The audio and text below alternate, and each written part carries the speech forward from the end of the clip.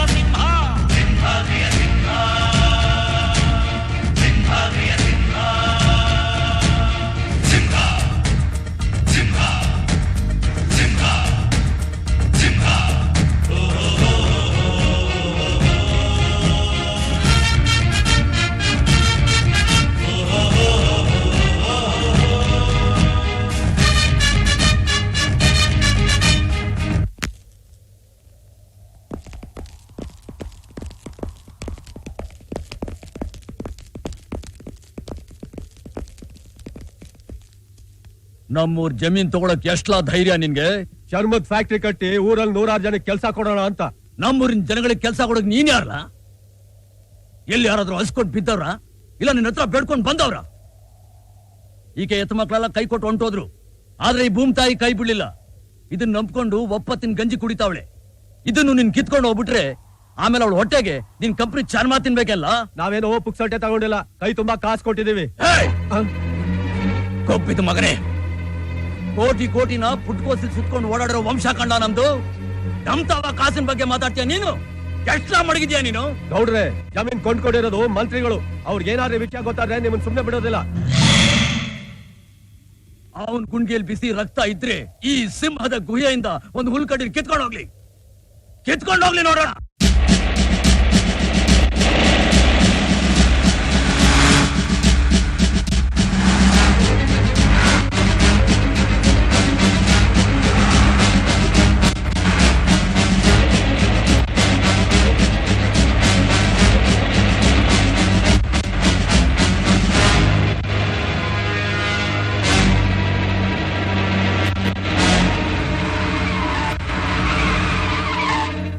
ಯಾಕೆ ನಿಲ್ಸಿದ್ದು? ಟ್ರಾಫಿಕ್ ಜಾಮಾ? ಇಲ್ಲ ಸರ್, ನಮ್ ವೆಹಿಕಲ್ ಇಲ್ಲಿಂದ ಮುಂದೆ ಹೋಗಲ್ಲ ಸರ್. ಯಾಕೆ? ಪಂಕ್ಚರ್ ಆಗಿದ್ಯಾ? ಇಲ್ಲ ಸರ್, ಊರಿಗೆ ಎಂಟ್ರಿ ಇಲ್ಲ. ಅದನ್ನ ಮೀರೋದ್ರೆ ನಾವು ಪಂಚರ್ ಹೋಗ್ತೀವಿ ಸರ್.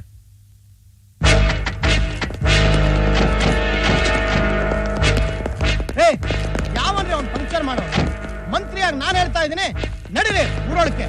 ಸಾರಿ ಸರ್, ಅವ್ರ ಅಪ್ಪನೇನ ಯಾರು ಮೀರೋ ಹಾಗಿಲ್ಲ. ಅಂದ್ರೆ ನನ್ನ ಅಪ್ಪಣೆ ಮೀರ್ತೀರೇನು? ನೀವು ನನ್ನನ್ನು ಸಸ್ಪೆಂಡ್ ಮಾಡಿದ್ರು ಪರವಾಗಿಲ್ಲ, ನಾನ್ ಬರೋದಿಲ್ಲ. ನಾನ್ ಮಾತ್ರ ಅಲ್ಲ, ಕಾಕಿ ಹಾಕಿರೋರು ಯಾರು ಬರೋದಿಲ್ಲ ಸರ್. ದೇವ್ರ ಮನೆಗೆ ಯಾರು ಚಪ್ಪಲಿ ಹಾಕೊಂಡು ಹೋಗ್ತಾರ ಸರ್? ನಮ್ ದೇಶದಲ್ಲಿ ಸತ್ಯ, ಧರ್ಮ, ನ್ಯಾಯ ಎಲ್ಲ ಕಳೆದು ಹೋಗಿದೆ. ಆದ್ರೆ ಈ ಜಾಗದಲ್ಲಿ ಮಾತ್ರ ಜೀವಂತವಾಗಿದೆ. ಅದಕ್ಕೆ ನಾವಿಲ್ಲಿ ಕಾಲಿಟ್ಟು ಗಲೀಜ್ ಮಾಡೋದು ಬೇಡ sir. Shut up driver, car ತೆಗಿ.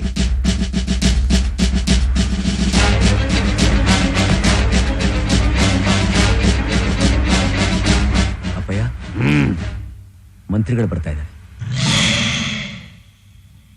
ಅಲ್ಲಿರೋ ಕುರ್ಚಿಗಳೆಲ್ಲ ತೆಗೆಸ್ಬಿಡು ಮಗ.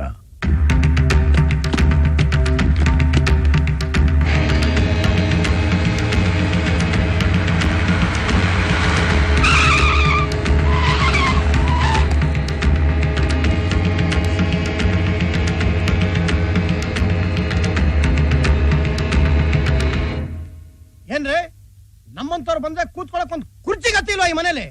ಇತ್ತು ಸರ್, ಎಲ್ಲ ಒಳಗಡೆ ಎತ್ಕೊಂಡು ಹೋಗಿದ್ದಾರೆ.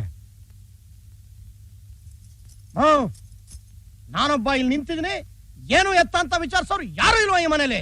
ಓಹ್ ಮಂತ್ರಿಗಳು ನಿಂತ್ಕೊಳ್ಳಿ.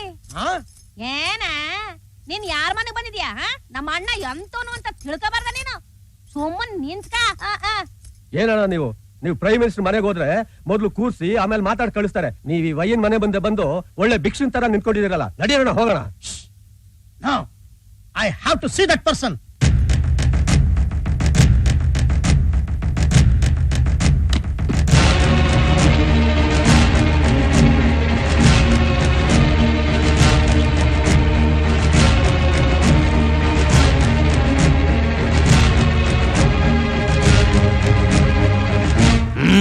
ಮಂತ್ರಿಗಳನ್ನ ಹೊರಗಡೆ ನಿಲ್ಲಿಸ್ಕೊಂಡು ನಾವು ತಗೊಂಡ್ರೋ ಜಮೀನಲ್ಲಿ ಫ್ಯಾಕ್ಟ್ರಿ ಕಟ್ಬಾರ್ದು ಅಂತ ತಡೆದವರು ತಾವೇನೋ?